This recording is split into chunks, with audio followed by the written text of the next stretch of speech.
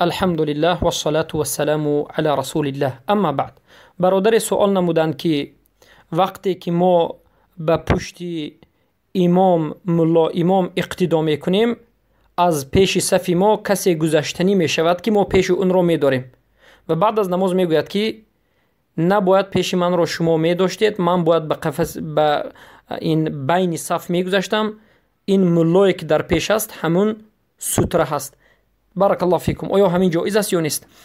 البته در این مسئله باید بدانید که حدیث صحیح آمده است از ابن عباس رضی الله عنهما، امک بچه رسول اکرم صلی الله علیه و سلم، که میگویند رسول اکرم صلی الله علیه و سلم در عرفه بودند و قامت گفتند و به نماز شروع کردند که من رفتم و به قوت صف گذشتم و در جای خالی ایستادم. این دلالت میکند که وقتی که امام اقتدا میکند، یعنی وقتی که امام به نماز شروع میکند و دیگر انسان ها به امام اقتدا میکنند، یعنی از پشت امام مقتدی میشوند، به پیش امام گذشتن جایز نیست. به پیش امام گذشتن جایز نیست. امام باید به پیشش ستره ماند.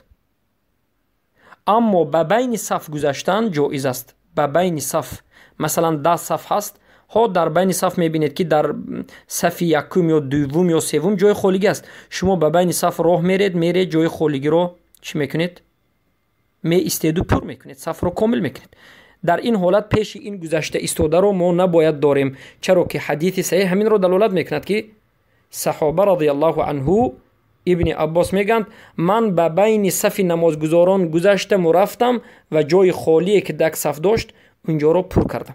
برای همین وقتی که امام در پیش است، در بین صف گذشتن، از این طرف صف اون طرف صف و صف رو کامل کردن جایز است، یا از بین صف برآمدن به خاطر طهارت یا یک مشکلی دیگری.